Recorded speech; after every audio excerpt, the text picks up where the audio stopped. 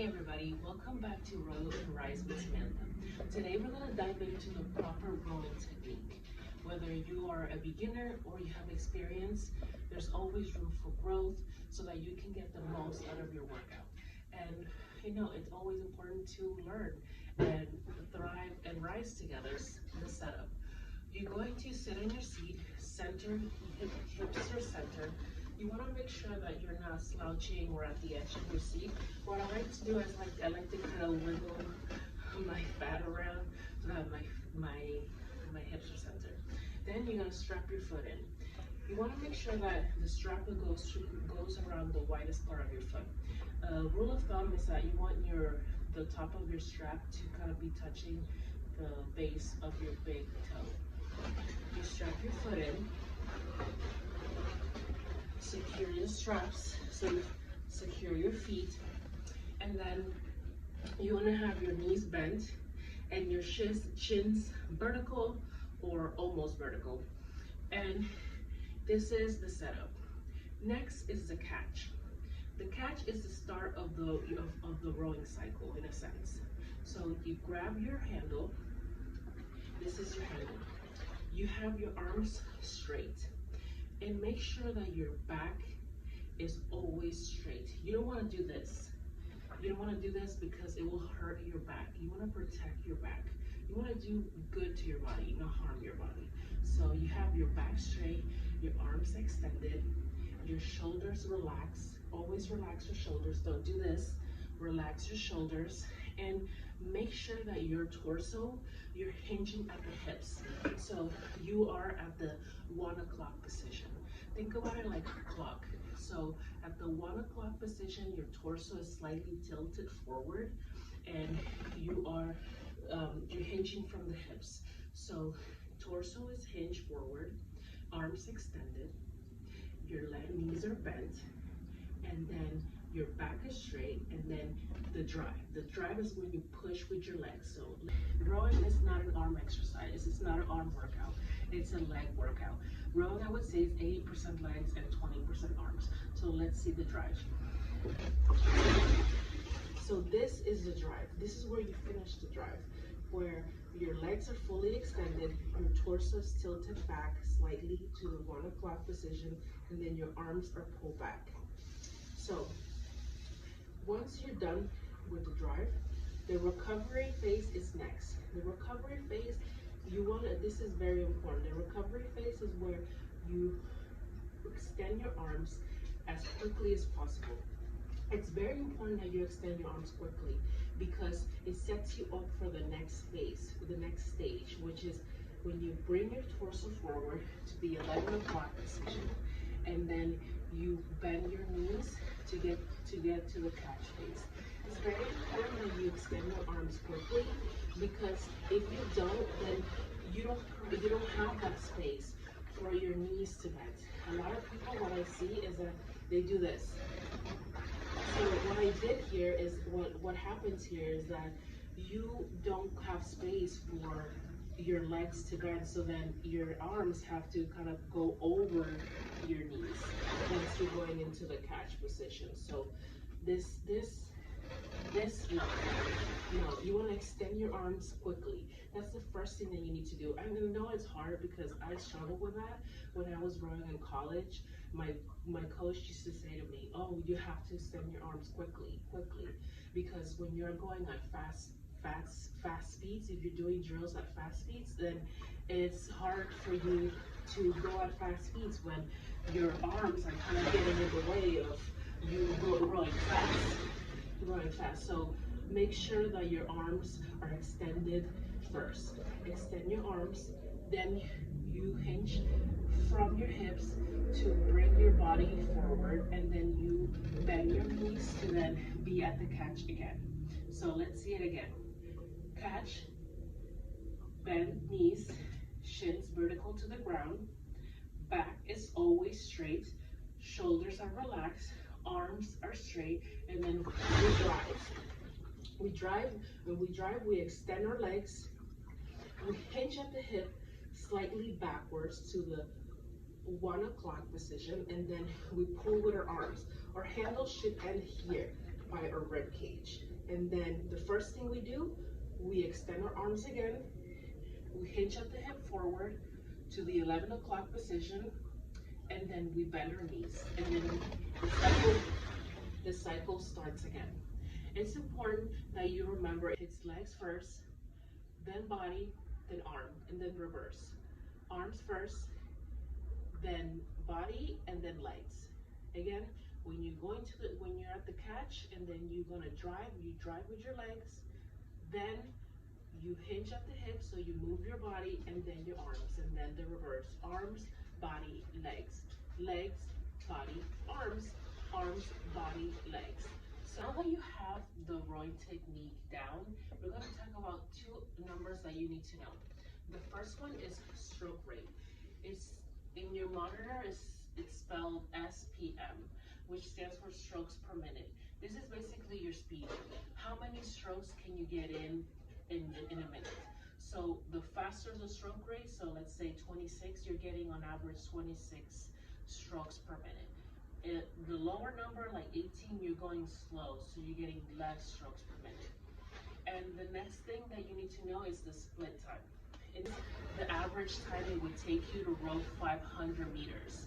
So this is your power. So the lower the split time, the less time it will take you to row 500 meters. So it's kind of an indicator on how much work you're putting in. So a lower split time, that means that you're putting in a lot of work. And it typically also means that you're going slightly faster. But remember, speed doesn't always mean a good thing. You want to have control. You want to feel in control. And sometimes when we're not as experienced with rowing, with speed, you kind of lose that proper technique, and it can hurt you.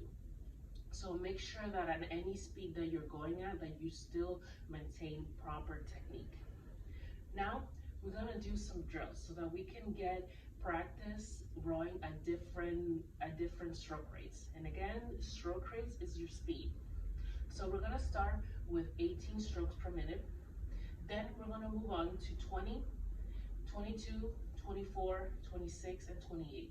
So you're gonna get a sense on rowing at different speeds. So we're gonna do each stroke for 10 counts. So you're gonna follow me. So now I'm going to count. So first, 18 strokes per minute. So remember, practice what I told you with the rowing technique. We're gonna strap our foot in. Make sure it's by the widest part of your foot.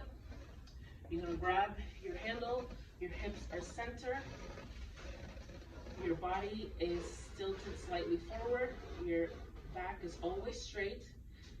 Extend your arms, and then we're gonna drive. We're gonna do 18 strokes per minute. So it's gonna take a little bit to get to 18 strokes, so once I'm there, I'm gonna start counting. 1, 2, 3, 4, 5, 6, 7, 8, 9, 10. So that was 10 counts of 18 strokes per minute. Now we're going to move on to 20 strokes per minute. Follow along. If you need to take a break, because you get out of breath quickly. So let's get started. Make sure your feet are secure, your center in your seat, and let's do 20 strokes per minute. Follow along with me. Okay. 1, 2, 3, 4, 5, 6, 7, 8, 9,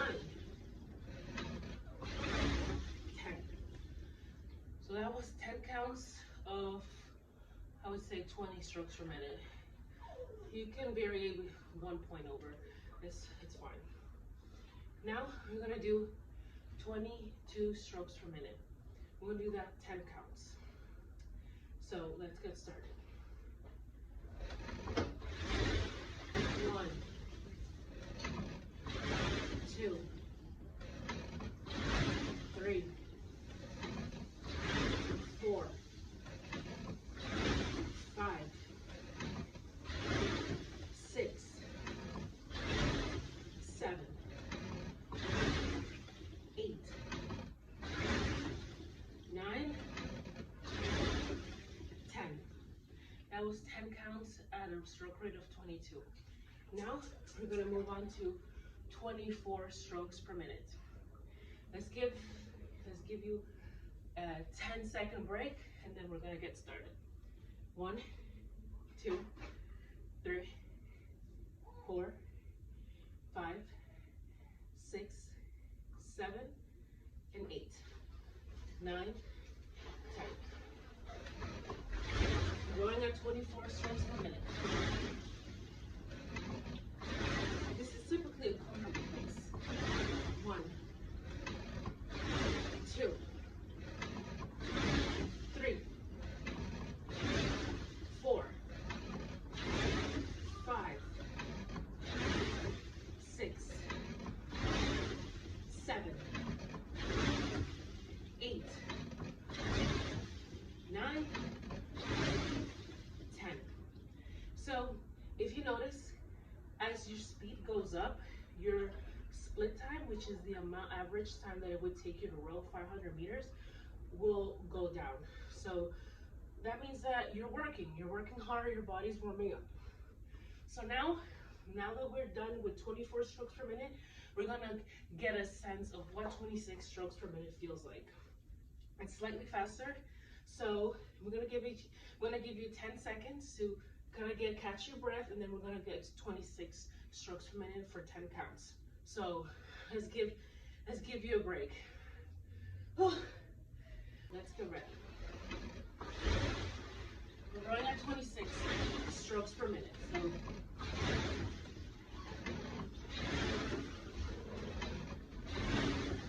okay, I'm there. 1, 2, 3, 4, 5, 6, 7, 8, 9, 10. That was 26. Slightly faster. Make sure you catch your breath, that you're breathing throughout the entire time. It's important to be mindful of breathing. And now, the last thing we're gonna do is practice 10 counts at 28 strokes per minute. So it's gonna feel slightly faster. So remember, when you're going at high speeds, you wanna make sure that when you're at the finish, when your arms are pulled in, that you extend your arms as quickly as possible, so that you get ready to go into the catch and drive again. Make sure that you extend your arms as quickly as possible. It's very important. So I'm gonna give you 10 more seconds of a break, and then we're gonna do 10 counts at 28 strokes per minute. And then this will be the end of our rowing session. So 5 more seconds, and then we're gonna go for 10 counts at 28 strokes per minute. Okay, grab your handles, your hips are centered, grab your handle, and let's go. Just follow along.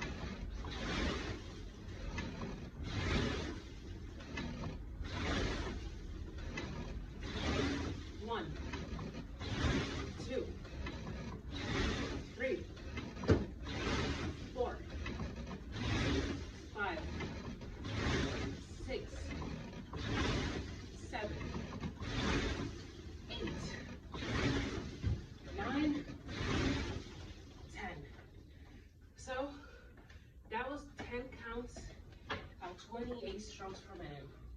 As you can see, you start getting out of breath. So make sure you take that time if you need it. Get water, take a breather, and then get back into it. So this is it for today. Thank you for joining me at Roll and Rise with Samantha, and I'll see you next time. Take care. I forgot to say, if you like the video, like and subscribe and hit that notification button so that you know when I drop the next video. Goodbye.